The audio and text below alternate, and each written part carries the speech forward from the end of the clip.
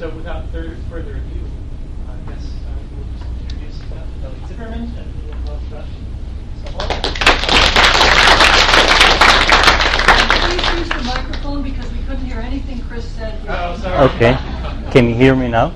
Yes. The microphone does work. Can you hear me through the speakers? All of you can hear me in the back there? Yes. Great. Okay. Thanks very much for the Thank you. Thanks for the invitation, and it's wonderful to be here, and thanks for coming. Yeah, so I do want to talk about two problems having to do with this Snowball Earth. This is interesting graphics that sort of tells you the story. So we're talking between 500 million and 1 billion years ago, a few events like this where the Earth completely froze over. So you can see that the continents are believed to have been close to the equator at that time, and the Earth is quite different in terms of the continental location. You can see how it freezes completely, so the oceans were covered by a kilometer of ice and the land was frozen. And this lasted a few million years, and then they melted, and then it happened again a couple of times at least. So I want to talk about two different questions. One is, what starts this? Why does this start at all? So this would be the biologically induced snowball initiation. These are my collaborators. And the idea of this part is bacteria in the ocean got the Earth to freeze. So I'll try to make the case for that. It's a very speculative idea, obviously. And the second one is, you ask the question, what would the ocean circulation look like under a kilometer of ice? And the answer is quite surprising. Very dynamic ocean in spite of this very thick insulation from the atmospheric forcing. I'm hoping you'll stop me at any time, obviously, with questions. So let's start with some observations. So the period is 1 billion years ago to 500 million years ago. We said a couple or more of glaciations. This is the paper that basically started the whole thing. It's a paper in which the Joe Kirschvink, his name is misspelled here. It's a 2-page paper in some obscure proceedings in which he suggested the name, outlined, showed some evidence for this, suggested why the snowball events might have started, why they ended, and so on, all in 2 pages in some proceedings. A true classic paper. I highly recommend that one. So how do we know that there was a snowball? The type of evidence is the following. So you go to these places. This is from Namibia, I think, some mountain. And you find on the side of some mountain something that looks like this. So sediment layers and a small stone. And you ask yourself, so these are sediments that were produced at the bottom of some shallow sea. And you see a stone suddenly interrupting the layers. So the only way a stone like this can get into the middle of the ocean is if it's carried by ice from the continent. The ice melts and the stones drop to the bottom. So these are called drop stones. And these are a classic indication of the existence of snow. So that's one. So we know that there was snow at that time. Of course, the question where was Namibia at that time? And for that, people use magnetic evidence. So in each of these points that are highlighted by a red circle, we have magnetic evidence from the magnetism of these layers that they're drop stones, and the latitude was between 0 and 10 degrees north or south. We can't tell whether it was north or south. So this means that there was ice at the equator, and from that people conclude that if there's ice at the equator, there's ice everywhere, and this is the type of evidence that people use to deduce that the Earth froze completely. Questions about this part? Could that be a meteor?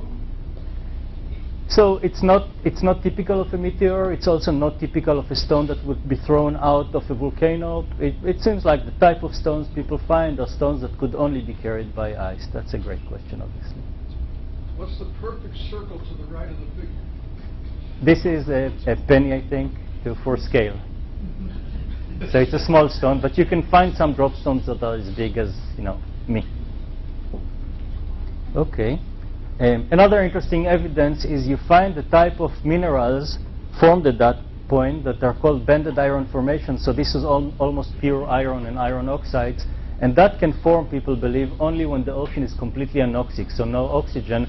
And if the ocean is completely anoxic, one of the reasons could be that it's covered with ice, so that there's no interaction with the atmosphere, and therefore there's no oxygen. So there are several lines of evidence that the Earth completely froze. Now, the first part of my talk is this biological part, and in that part I want to make the case that the ocean biology was important, and the reason that's necessary is this type of evidence. So now we're talking about isotopic composition. So delta C13 is some measure of one of the isotopes of carbon, and if you look at this time series of delta C13, so this is 800,000 years ago, 700,000 years ago, and 600,000 years ago. The snowball events are marked by these horizontal lines. So, and you can see that what happens here is that delta C13 is high, and then it drops by about 15 per mil. These are the units. If you don't know what this is exactly, it's not important. The ratio between the normal carbon isotopes and the delta and the C13 isotope is measured by this. And a drop of 15 per mil is huge. So you can see that there's a drop and then a partial recovery, and then you have a snowball event here. And similarly here, there's a drop and a slight recovery and a snowball event here. Now, delta C13 has to do with biological productivity and biological activity in the ocean. So it seems like the biology knew about what's coming about 500,000 years before the snowball event happens. So what we need to explain are two things. One, what happened here to the biology? How did it know that something is about to come? And two, how do we explain the fact that Snowball Earth actually occurred? Why would the Earth suddenly decide to freeze? One of the gaps in the data right after each snowball. So, you know, these are cores. You go somewhere and you look at the rocks, and sometimes some of the rock would be eroded by ice, and then it's just missing from the geologic record. That could be one reason, for example. You said 100,000, but you mean 700 million. Absolutely. Oh, yeah, I did say 1,000. I'm sorry, let me try again. 800 million years ago, 700 million years ago, and 600 million years ago. Thank you for that one. Absolutely. So you can see that the occurrence of the snowball is, as we said before, between 500 million years ago and 1 billion years ago, and there were at least two major ones, plus a few that people are not sure that they were global indeed. Could be that there was some open water when the ocean froze. Thanks for that one. Okay, so this is a schematic of this isotopic change. So time now goes to the right, and you see this some previous prior level of delta C13, so the C13 concentration. Then it goes down by this huge amount of 15, goes up, and the duration of this is 500,000 years, so 500,000 years. So just before the snowball in geologic term. Okay, so let's talk about previous attempts to explain this briefly. So I've divided this into attempts of people to explain why the glaciation itself started, and then attempts to explain why there is a delta C13 signal.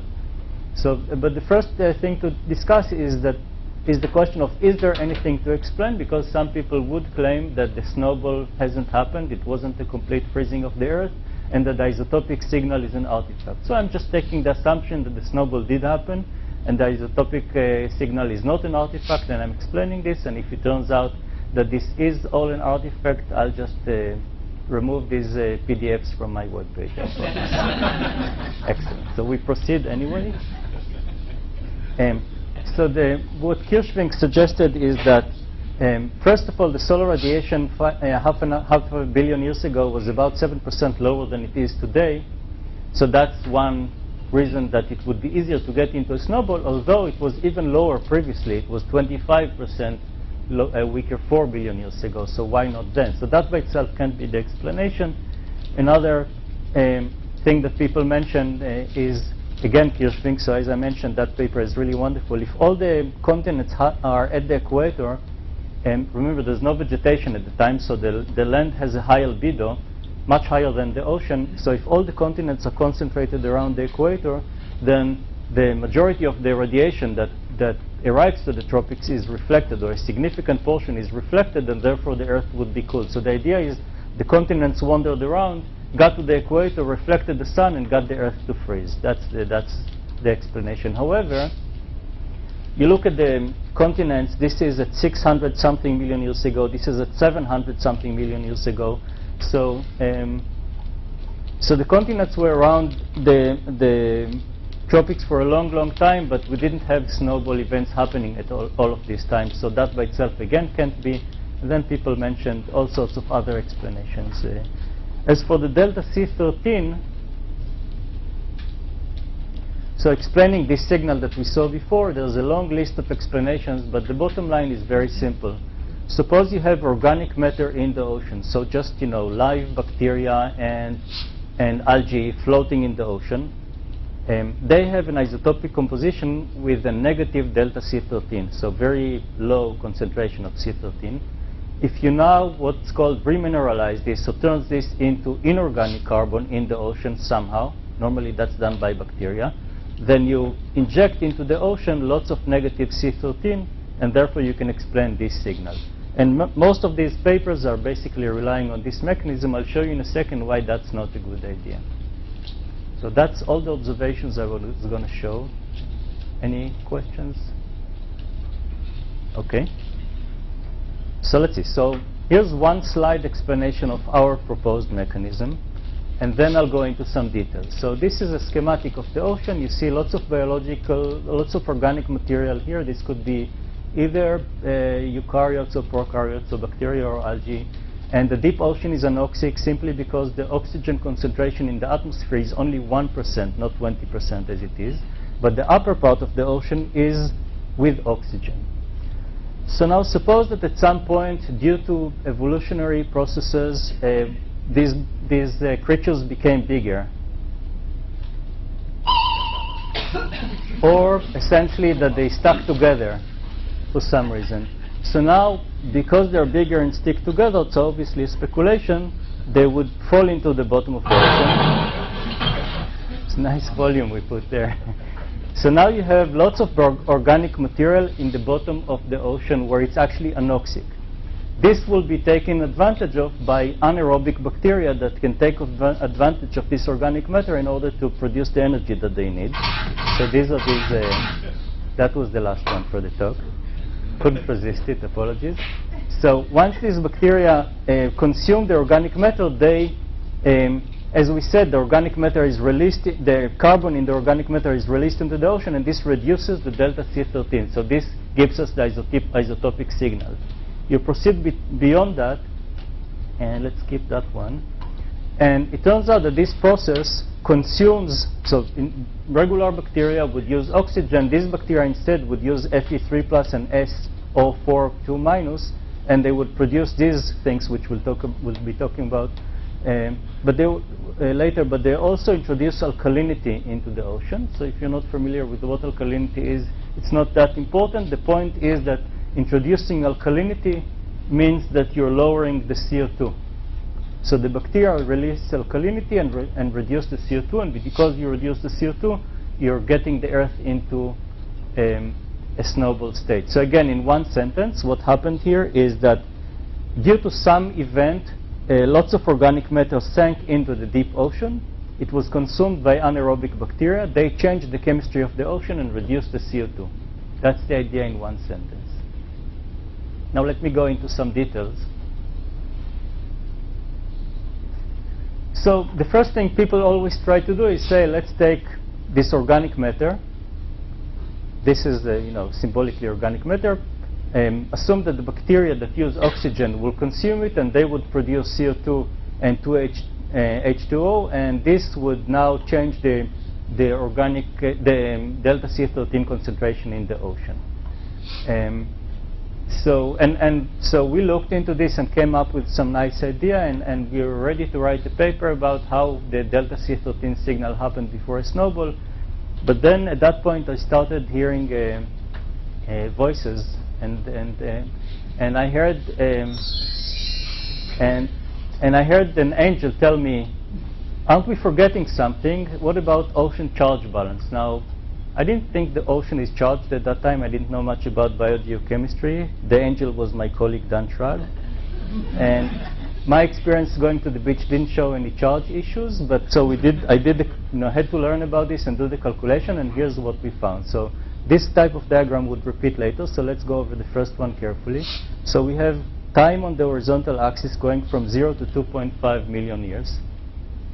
And here we have specified fluxes. So this is the flux of organic matter into the deep ocean, and how much of it is consumed by bacteria that use oxygen, and how much of it is used by other things. So in this case, what this curve basically means is let's put organic matter into the ocean and see what happens.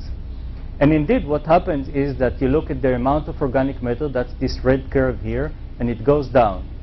The amount of inorganic carbon in the ocean increases, and the isotopic composition goes down. So that's exactly what we expect. The isotopic composition is the observation, and this fits the observation. However, because you release so much CO2 into the ocean, this changes the alkalinity and so on, and this increases the CO2. To explain this large isotopic signal, the consequence is that the CO2 goes from, present day like values all the way to 10 to 60,000 ppm. So there's no way you can have a snowball event with 60,000 ppm. So obviously this can't work, and we need to do something else. So what can we do? So it turns out that we can consume this organic material by these anaerobic bacteria. Let's see what that does. So instead of oxygen, now they use sulfate, and they produce sulfide and water and CO2, and this is essentially the alkalinity. And suppose that at the same time we still have aerobic production of organic matter at the surface, and this is the process of photosynthesis. Now you sum the two reactions together, and you get the following thing. So you consume sulfate and CO2, and you produce this alkalinity thing and oxygen. That's from the photosynthesis. The bottom line reaction here is that you're eliminating CO2 and you're adding alkalinity. This has the consequence of decreasing the CO2, the pCO2 in the ocean, and therefore the CO2 in the atmosphere. So that's exactly what we wanted, and you can do the calculation more specifically. And when you do that, so it's the same picture. Now you're assuming that what happens is that you consume the organic matter by anaerobic bacteria, and it turns out that the CO2 goes down. Instead of going up to 60,000, now it goes from 250 to 150. That would be enough to get the Earth into a snowball, according to some calculations. So that was very satisfying, and again, I was ready. Can you go back one slide? Absolutely. Yeah, you've got the reaction that's producing the oxygen, and then the next reaction, the one above it, is somebody wants to make a living by using sulfate as the oxidizing agent. That person, that community would much rather have the O2 than the sulfate. So you got to somehow counter the argument that somebody's going to be reducing sulfate when they got oxygen on hand. That's right. Excellent question. This happens in the deep ocean, and this happens in the upper ocean. And then there would need to be some mixing between the two, but if there's too much mixing, then your argument would correctly point out that this can't happen. So, but the mixing between the deep ocean and the surface ocean is slow, so that's why this is possible. But you're absolutely right. The two have to happen in different places, otherwise it just can't happen. Nice, okay. Okay, so I was happy and all that, but the angel again and all this. So what does the angel say this time? He says, aren't we forgetting sulfide oxidation? Let's see, what is sulfide oxidation? So, another colleague keeps telling me it's the iron, andinol. I ignore that. I was sufficiently confused for now. But what is sulfide oxidation? For those of us who are not part of the trade, so here is this consumption of organic matter by sulfide. This is the sulfide. If the sulfide is finding oxygen, say if it's mixed by the ocean to the upper ocean, finds oxygen, it would produce this. So again, sulfate and acidity basically. This eliminates all the alkalinity that we put in before, and therefore eliminate the CO2 reduction. So what we need to do is get rid of this HS minus to sulfide somehow, so that it won't interrupt the story that we're trying to tell. So how do we do this? It turns out that there's this reaction going on. There's sulfide combining with iron to form something called pyrite, which is this. I think it's the fool's gold or something. And then if we do that in time, we get rid of this sulfide, and then we don't have this problem that would eliminate the CO2 reduction. So this sounds like a great idea until you look at the literature, because then you see that Berner, 1970, says this reaction, which is this one that we want to happen, has never been observed during several years of experimentation. Another paper says numerous experimental studies have demonstrated that below 100 degrees Celsius, this is not an important process. Okay, you have to persist in this business. You keep looking, and then you find other papers that tell you the opposite, obviously. So what they're saying is that the above reaction is possible in the presence of catalysts. So it turns out if you just put iron and sulfide, they won't combine it. But if you put some biological material that acts as catalyst, then this reaction would happen and happen quickly. And it's really fun to read these papers by Rickard and Luther, because they say things like that. In the geochemical literature, there's much made of a controversy about pyrite formation. In fact, no such controversy actually exists. The concept is fueled by. So why is there a controversy? Misunderstanding of the various concepts of the term. So basically, they're saying that geochemists don't understand what they're doing. That's claim number one. Claim number two is experimental problem with pyrite synthesis. So basically, they're saying they not only don't they understand, but they can't work in the lab either. And more than that, they said that the promotion of the idea that there is a controversy is in order to promote grant applications and so on and so forth. Okay, that was fun. The bottom line is we can use this pyrite formation in order to get rid of this, and I was happy and all that. But then again, the angel reminds me that there's actually not that much sulfate in the ocean. Today there's what, 36 molar, I think. Today there's plenty of sulfate in the ocean. At that time there was only 10% of that. So is there enough of this sulfite? Turns out that you can use iron instead. So I won't go into the whole long story, but it's similar there. But the bottom line is described by this figure here. We have the upper ocean in which photosynthesis is happening. So dissolved inorganic carbon, so CO2, turns into organic matter by photosynthesis. That organic matter sinks to the ocean. It's consumed by anaerobic bacteria. One type is consuming sulfate and another type is consuming iron 3+. And then there's pyrite formation, so that we don't have this issue with the sulfide that we talked about before. And this process can both lower the isotopic composition and give us a CO2 reduction. So we put this into a quantitative model, and let's go over this briefly. So these fluxes now tell the following story. So this is the part that we impose. Some amount of organic matter falls into the deep ocean. Some of it would be consumed by bacteria that extract their energy via the process of sulfate reduction, and so consuming sulfate, and some other would be doing iron reduction, so they would be using the iron 3+. And this is specified, and it's arbitrary to some degree, but the results are not sensitive to that.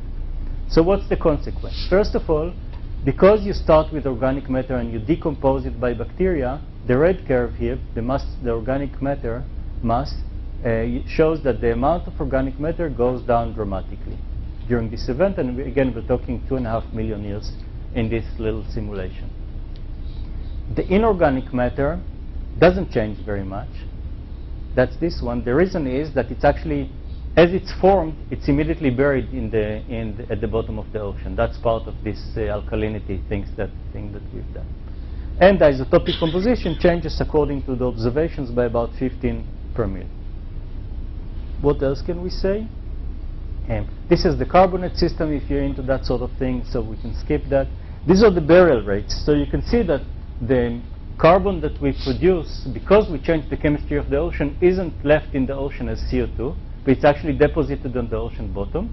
It's deposited via the formation of siderite. This is iron carbonate, or as calcium carbonate. Both are effective, and both reduce the carbon in the ocean and prevent the CO2 from increasing, and in fact make it decrease. Then you look at this, and this shows you that the pH rises. That would be important soon when we talk about experimental evidence. And the CO2 goes down. So this is the CO2 going down from 250 to 150. Again, by changing these numbers slightly, we could get any reduction of CO2 that we wanted. What else do we get from the model?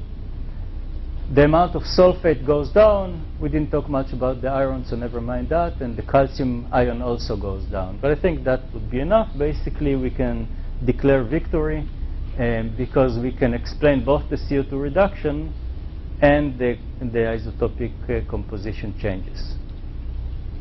Question at this point? Great. So let's discuss some observational evidence for this. One interesting evidence is that you look at these sediments just before a snowball starts, and they find these white layers that are essentially talc.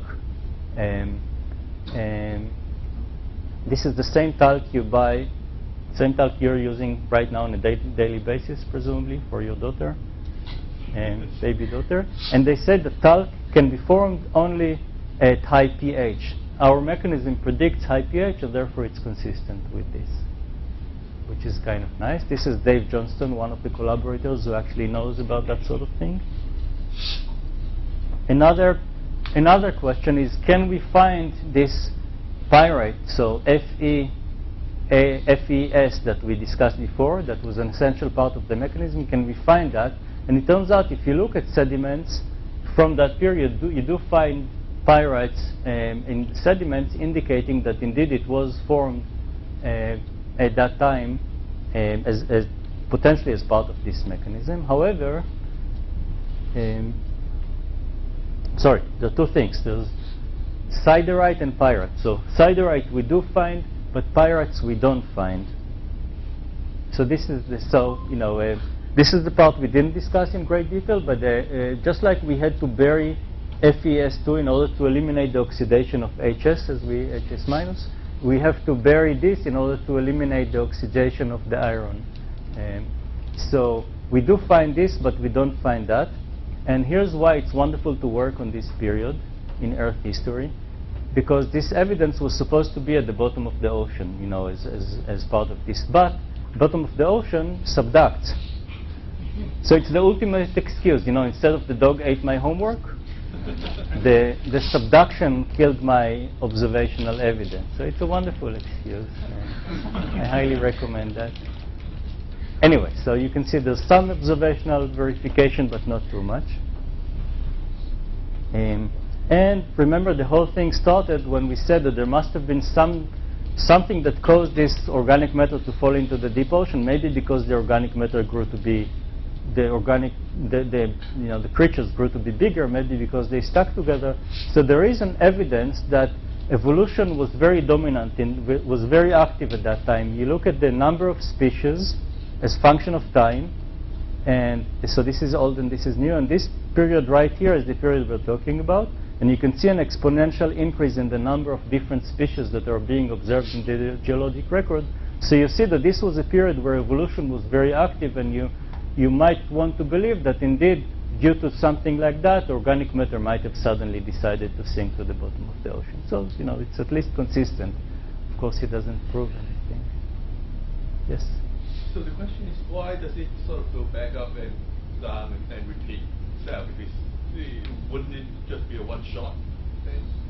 I'll get to that later. If you don't remind me on the final slide of this in a couple of slides. Okay, so this just repeats the thing we saw before. I'm going to skip that. Let's go to the conclusion. So again, so this is the conclusions of part 1, and then I'll be going to part 2. So the idea here is that we see this large negative isotopic signal, and we propose that what happened is you have large amount of organic matter that was converted into inorganic, so that's this remineralization, to inorganic carbon by anaerobic bacteria, and that this can explain both the isotopic signal and the CO2 measurements, and the CO2 reduction that led to a snowball. The initial trigger could be evolution, although that's even more speculative. Now, why does it happen during this period necessarily? So during this period, we have an anoxic deep ocean, so no oxygen in the deep ocean. That's an essential element of this mechanism. And the second thing we have is that evolution is very active. In times before this, a billion years before that, the evolution wasn't active enough, even though the deep ocean was anoxic. In times after that, Why didn't we have any snowballs since? Because the oxygen level rose to 20%, and now there's oxygen in the deep ocean, and this can't happen anymore. I think I'll stop here with this one. So if there are any questions about this part before I move to the second one. So what is the time history of the surface temperature of the Earth? It was 4 billion years ago. It's a massive molten rock. Right. Very, very hot. Right. And it's got 3 billion years to cool down to where you're talking about. So, Right. I mean, obviously the temperature would have to be such that liquid water would exist. And That's so. You know, liquid water has existed for a long time, and we know that there's evidence for life for 3.5 billion years. So Earth has been habitable for more than 3.5 billion years. There are oscillations up and down of the temperature. We know more about this in the last, say, tens of millions of years, because there's deep ocean sediment cores for that. For this period, it's really difficult to tell what the temperature was like, except when we see something as dramatic as a glaciation, where we know that it was very cold. when was that collision that created the moon? That was before that. Yeah, I think that was even before that. Yeah, could you go back to the graph that shows the inorganic mass, total inorganic mass being constant at delta C13 varying?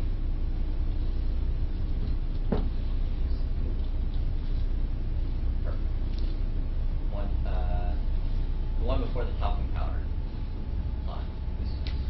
Okay, yeah, this is the right one. So if you're claiming that your inorganic mass is constant and delta C13 decreases like that, then you can calculate a flux, right? Right, this is the burial rate that explains this. Yeah. Huge. That right? is huge, yeah. So what happens is the organic matter amount goes down. You can see some small fluctuations here, but what happens is, as the inorganic matter tries to rise, to increase the inorganic concentration of carbon, it's actually being buried immediately because of the alkalinity. But we're actually calculating burial rates using using omega and so on. okay, but because your inorganic mass is constant. So it's not constant. It's calculated to be almost constant, but it's not an actual constant, right? We calculate what it is, and it turns out not to increase a lot. It increases by just a small amount. Because everything else was buried, that's exactly the difference between this scenario and the previous one, in which aerobic bacteria did the job. Great. Okay, maybe I'll go to the next one. The next one is about the ocean circulation in a snowball. So very different, and more like dynamics, which is where I feel more comfortable, admittedly. So first of all, some motivation. Why would we care about ocean circulation 500 million years ago under a kilometer of ice? So people are trying to understand, why is it that life survived during these events? Because it was an extinction event, but life did survive it. So there's always the idea that we must have open water at some place, because photosynthetic life can't survive under a kilometer of ice, but it did survive the snowball events. So when people are looking into these things, the questions they're asking is, what is the melting rate of the ice that perhaps could explain thin ice in some places, maybe in the tropics and that sort of thing. So you see that this study of Lee and Pierre Humbert 2011 assumed that the ocean melting rate is 0 because they didn't know what to do with it. So what we're trying to do is address the question of what does the ocean do, including what is the melting rate. Okay? And so let's see, we'll take it from there. So what's actually forcing an ocean under a kilometer of ice? So no wind effects, obviously. No heat fluxes between the ocean and the atmosphere. The only thing that we have is geothermal heat flux from the bottom of the ocean. That's extremely small. We're talking 0.1 watts per meter square. Think about it, the atmospheric, the air-sea exchanges, the shortwave radiation, we're talking hundreds of watts per meter square. At the time, we have 0.1 watts per meter square, so it's smaller by 3 orders of magnitude.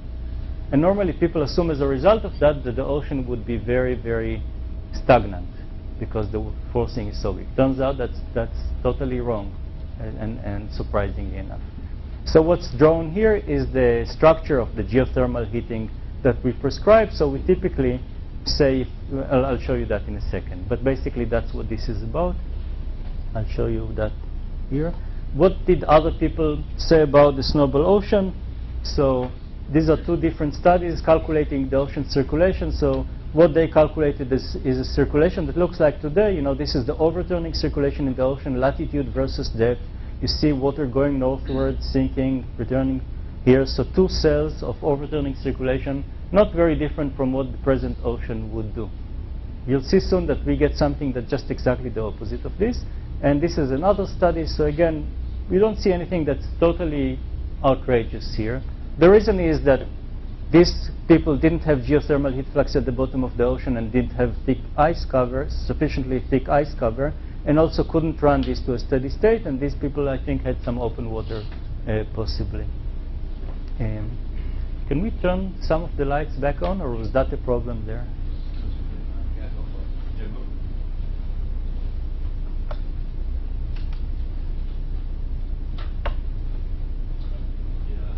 Is this good? Okay. Any questions so far about the motivation for the ocean circulation thing? Good. Okay.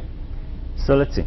So that's what other people did. So what we did is we start with a very, very simple model of the ocean, in which it's just 2-dimensional. So this is latitude, North Pole, South Pole, depth. You see, first of all, that the depth of the ocean is only from 1 kilometer to 3 kilometers, so only 2 kilometers ocean. What's the depth of the ocean today? About 4. Why is it only 2 then? Because 1 kilometer is frozen at the top, that's this white stuff here, and another kilometer of water is deposited as ice on the continent. So that's why the ocean was only this, and as a result of that, the salt is concentrated into a much smaller amount of water, and therefore the salinity is expected to be higher. Okay, so we start.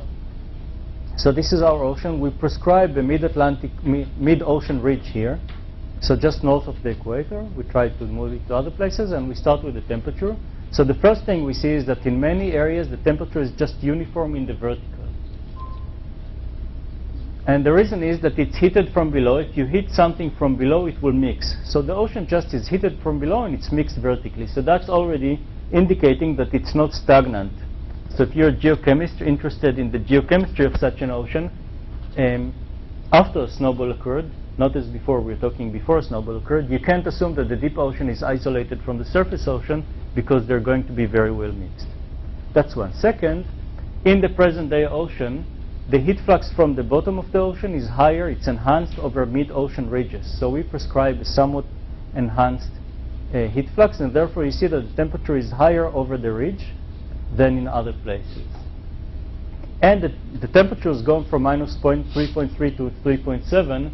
What's the freezing temperature of ocean water? Minus 1.8. So why is it? How could it be colder here? Say again? Salinity is one effect, and pressure is another effect.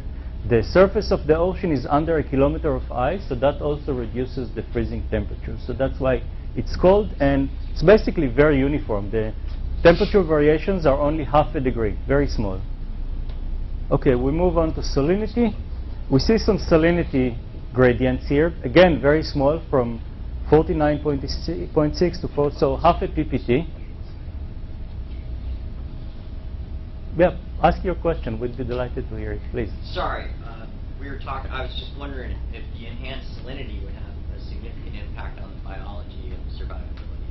But Glenn says maybe. Maybe is a great answer. Maybe is a wonderful He said answer. yes. I would support the maybe. See, the issue is that we don't know what the salinity was before this actually happened. If you assume that it was 35 like today, Right. then it would be 70. Right. Definitely, that would have some effect, you would think. Yeah. But we don't actually know what the salinity was. There's a whole literature on what was the salinity before snow in that period, and we don't really know that too well. Okay, we do see some salinity gradients because this relatively warm water manages to melt the ice here, so the water is fresh here and it's saltier in high latitude. So there's salinity effects. It gets more interesting when we get to the velocities. So we see this, first of all. This is the zonal velocity, the east-west velocity, and you see two jets on the two sides of the equator. So that's now something that we don't see on the present-day Earth, and it's surprising. So there's one jet going eastward and one jet going westward, both on the equator. And the overturning circulation, this is the stream function. So it just Don't I have something that's a little bit better than that? Yeah. Okay, soon enough. So it just goes like this, but the water goes up at 2 north and goes down at 2 south. So it's very restricted to the equator, very strange. So for a long time, we were confident that we have some bug in the model until we did the analytic derivation, which I'll show you in a second. But this is a very surprising overturning circulation, and obviously very different from present day. In terms of the amplitude, it's twice as strong as what we have in the present day ocean. So even though the forcing is minute, the response is very, very strong. And you'll see later it gets even stronger than this. Questions on this? Okay. So just as a reminder, this is the present day overturning circulation. We have water going north. This is the equator and the North Pole, sinking in the North Atlantic, returning here. And this is the overturning we see for that ocean, which is completely different, ridiculously different, if you want. Okay, how do we understand this? So this is the work of Yossi Ashkenazi, who is a collaborator for many years and came and spent with us a sabbatical and did most of this work. So he came up with this brilliant explanation. These are the momentum equations and the hydrostatic equation, and you now highlight the dominant terms. So it's going to be Coriolis force in both momentum equations. There's going to be a pressure force in this momentum equation, but because it's a zonally, it's to the ocean, this term doesn't play any role. Instead, this viscosity plays a role. So these are the dominant terms. And if you now take these dominant terms only, so now I'm writing only the dominant terms, and I take F to be just the beta plane approximation, and so F is equal to, do I say this somewhere here? So F is equal to beta times Y. You can assume that there's some density gradient across the equator. You can actually solve for the velocities. So it's a pretty straightforward integration of these equations, and you get that the U velocity looks like 1 over Y, Y being the latitude, and the V velocity, the meridional velocity, looks like 1 over Y to the 4th. This actually explains everything that we've seen before. Let's see why. So this changes sign across the equator, so it means that U is decaying away from the equator, but has one sign north of the equator and another sign south of the equator. So you actually explain the two jets on the two sides of the equator with this equation. And this one shows that the V velocity decays very rapidly away from the equator.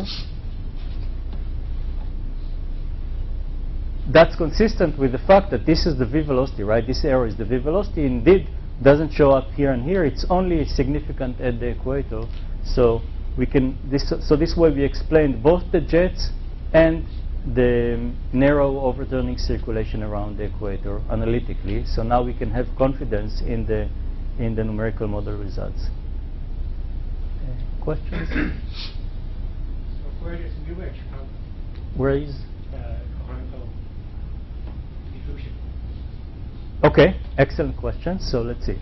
Why would you have, so this represents, so that's your question, right? So the results strongly depend on this viscosity. Now this viscosity represents eddy viscosity because of eddies, but would you have eddies in such an ocean that has no wind, no nothing? Why would you have eddies? If you don't have any eddies, then this would be molecular viscosity, and then you don't get all of this story. This works only with the eddy viscosity. So to find out that, this was a perfectly timed question, by the way. Thank you for that. We ran another model at a very high resolution. So what we see here is now latitude only from 10 to 10 south to 10 north, and a small sector in longitude, because this is a high resolution, expensive run. And so we see temperature and salinity under the ice. There's a continent in the middle, so we prescribe a continent in the middle. We've done it with and without this. But what you see is that everything is very turbulent. There's actually lots of eddies developed here because of, we think, mostly barotropic instability of the two jets that I discussed before.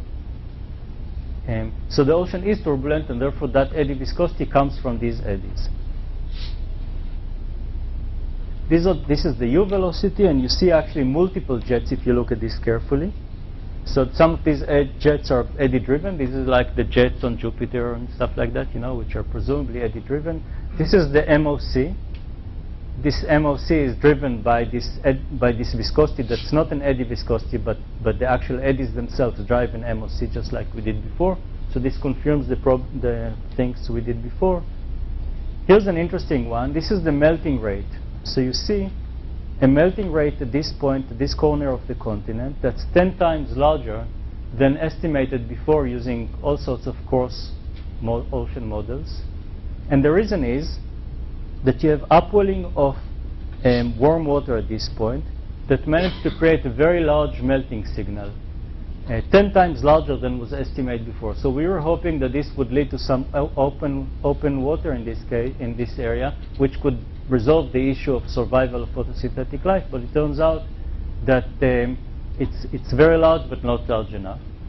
And this shows that as latitude versus, and this is the zonal velocity. So this zonal velocity averaged over x as function of y. And you can see multiple jets, and the other curve is u prime v prime ddy of u prime v prime. So this basically shows that these multiple jets that you see here are the results of eddy momentum fluxes convergence. The thickness of the ice cover, like on the bottom there, is very uniform. This one. You would expect to be thinner in the tropics. And This one. yeah. Okay. Why is it so flat?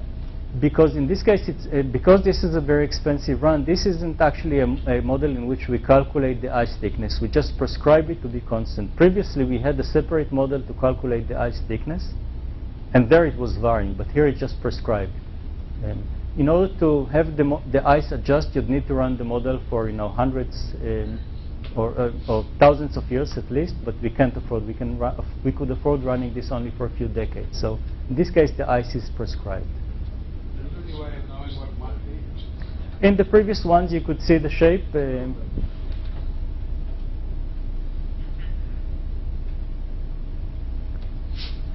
This is the thickness of the ice when it's calculated here using this ice flow model that I didn't talk about. So the blue curve is the ice thickness, and you can see that it's high thickness in the high latitudes and lower thickness in the low latitudes.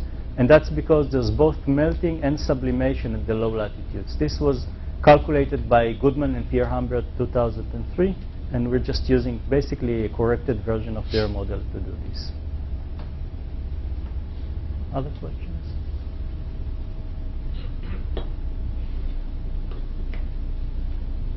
Okay, so we covered this. So the ocean is very well mixed. The mixing timescale actually not very different from the present day ocean, which is surprising. So it's mixed very well vertically because it's heated from below and convecting, and it's mixed very well horizontally because there are eddies. You wouldn't think that an ocean under a kilometer of ice would be so energetic and well mixed, but it seems to be.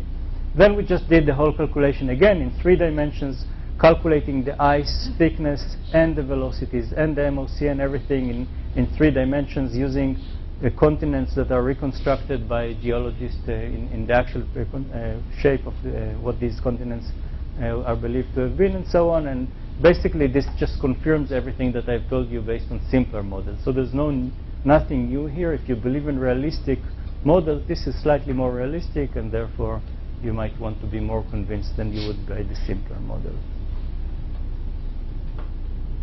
Okay, so this summarizes this part. So let's see, what did we learn?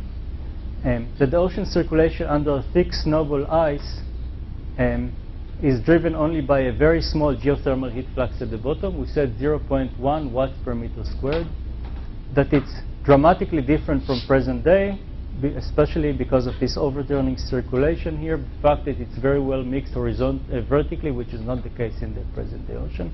It's definitely not stagnant as it was believed to have been in many geochemical papers, because it's mixed horizontally and vertically. It's very energetic. The MOC is stronger than the present day MOC. I wouldn't take any number here too seriously, obviously, but the order of magnitude is similar to the present day one.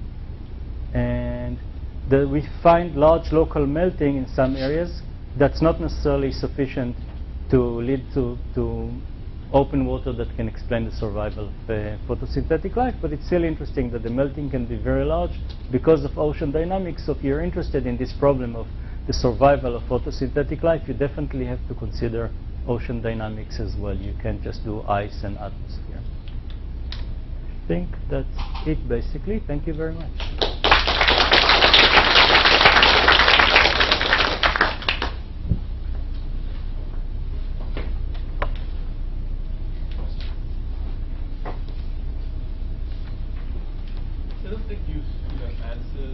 Yeah, remind me now.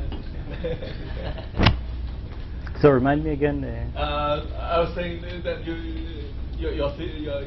your hypothesis was that there's an evolution driven. Right. So why does it happen a second? Okay, excellent. So this was so speculative that my co-authors didn't let me put this into the paper. So my idea was this. So evolution does this, and it creates so evolution leads to this material that would sink to the deep ocean, would lead to a snowball. A snowball is an extinction event. So these new species that were created or evolved, and created is dangerous, obviously, evolved, would die out. So then evolution tries again a few tens of millions later, and then there's another snowball, and finally it tries again and succeeds.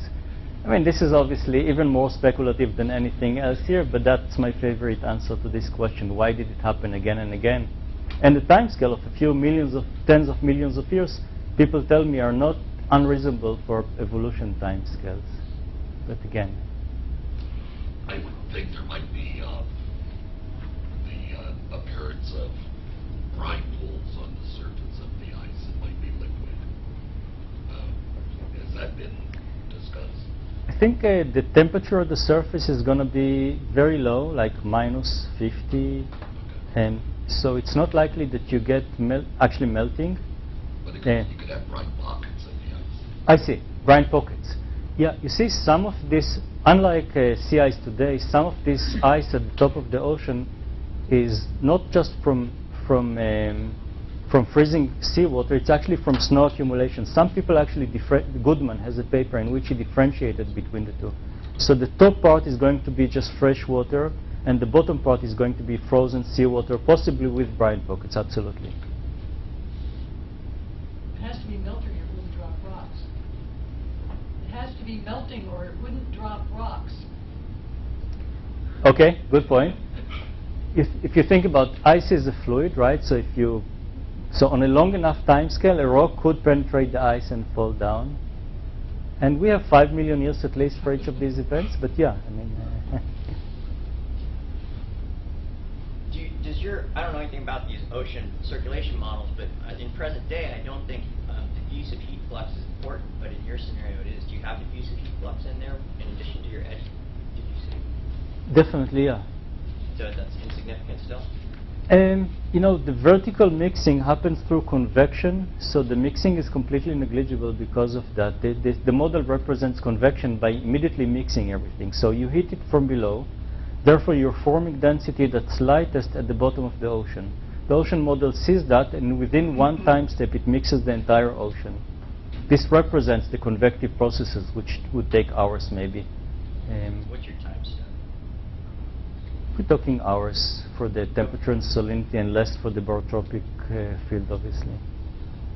For the whole ocean column? I'm not The temperature and salinity time steps tend to be half a day or so, few hours. And the velocity time scales, you have to look separately at the barotropic and the baroclinic parts. Yeah. The baroclinic parts are longer, the barotropic parts are very short. Seems fast.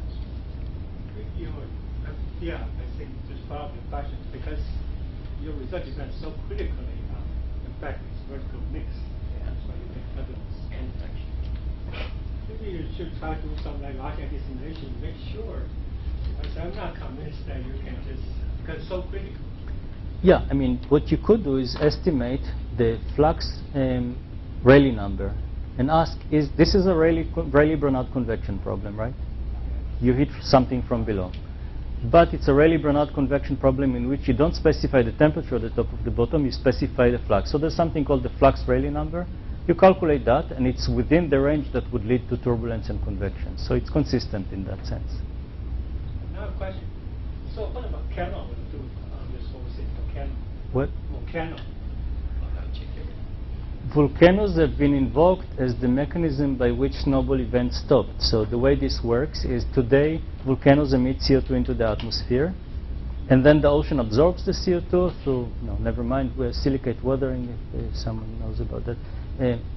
But at the time, the land was covered with the ice and the ocean was covered with ice, and this silicate weathering, the process by which the CO2 is withdrawn from the atmosphere, can't be active, so CO2 accumulates in the atmosphere.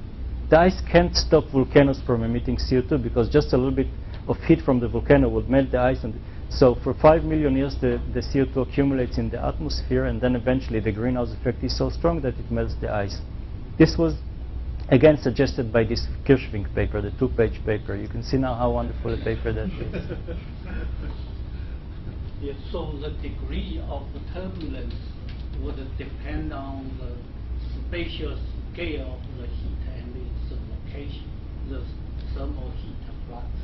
Yeah. You know, if you put the thermal flux at a higher latitude, I would imagine the jet would be much weaker because of the Coriolis force.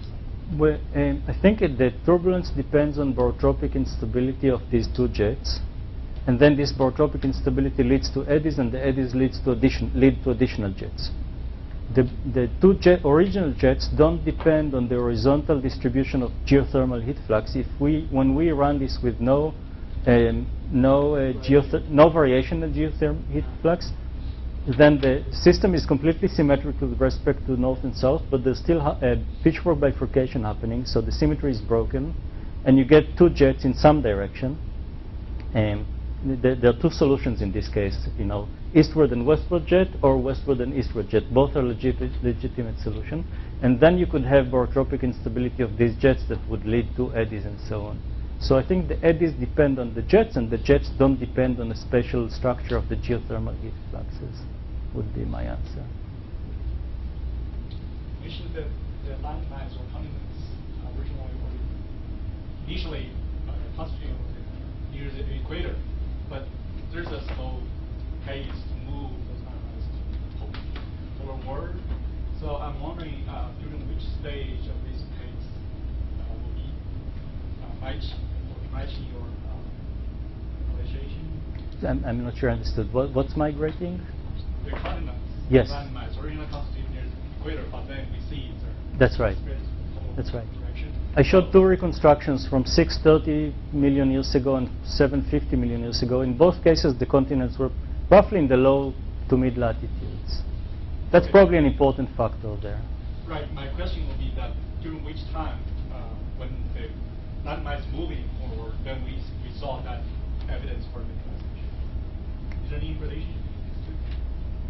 I don't know enough about the temporal evolution of these reconstructions, so I can't actually tell you. I'm not sure when the continents finally found themselves around the equator, and I don't know when they stopped being around the equator, so I just don't know to tell you what to tell you.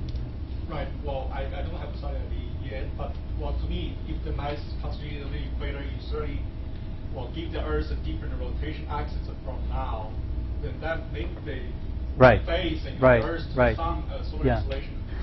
That's the high obliquity scenario. So the idea is that the Earth just flipped on the side, and therefore the equator was now actually a high latitude, and therefore it froze because of that. But that's one of the theories for why snowball occurred, and according to that theory, it's not really a global snowball, but it's just that the high latitudes were frozen because the low latitudes were frozen because they were actually high latitudes. I think most people don't buy that.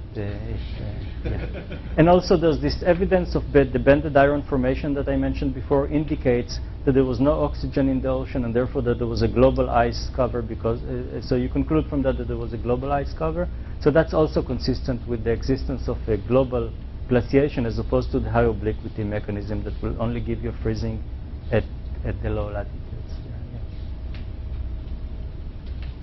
I have a question about the depth interpretation of the global ocean and effect, whether it's deep water or not.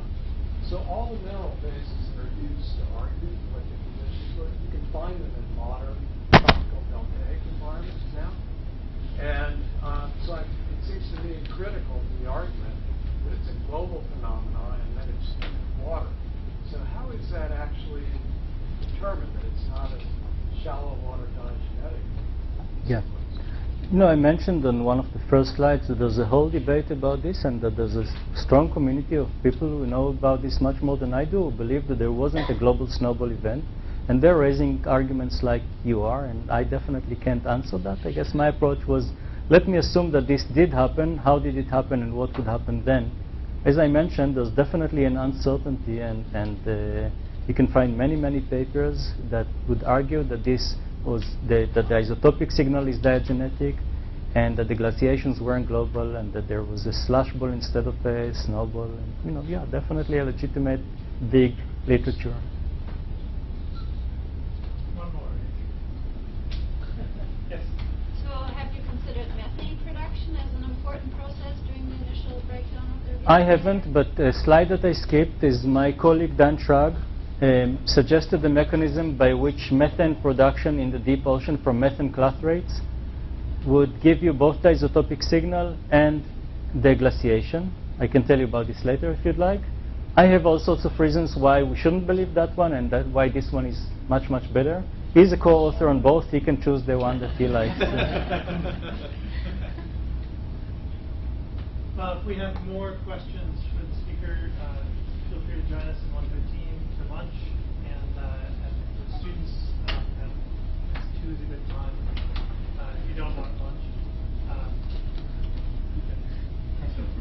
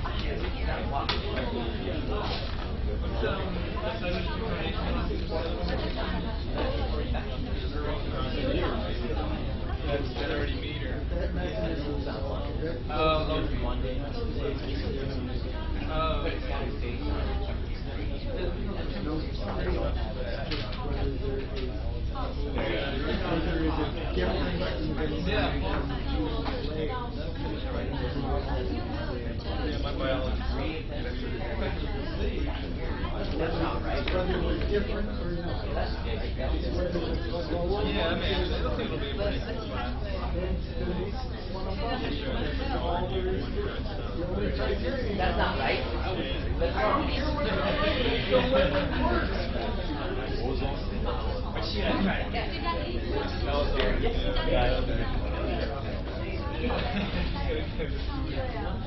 But at least there'll be a nice source.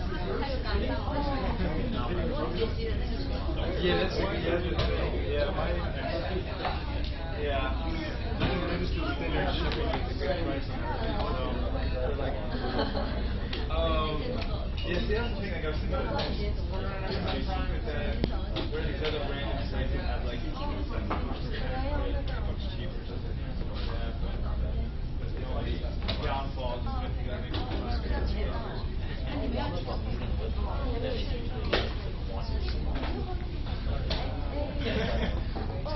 Siberia. Did you sign it? No. Yeah, it's just a pink sheet. So I figured that Oh, okay. You want to put it in the I think it was the Mark. Oh, the Mark. Yeah, I actually just ordered that one too. Because I don't think it was the whole anymore. The whole. I would not recommend that personally. I mean, if you had to buy one of the two, I would say go for the Martin. It's just like more old, I guess. Okay. The Martin one's newer, it's kind of fresher. It's just explained a little clearer. I mean, the whole one's still good. But, yeah.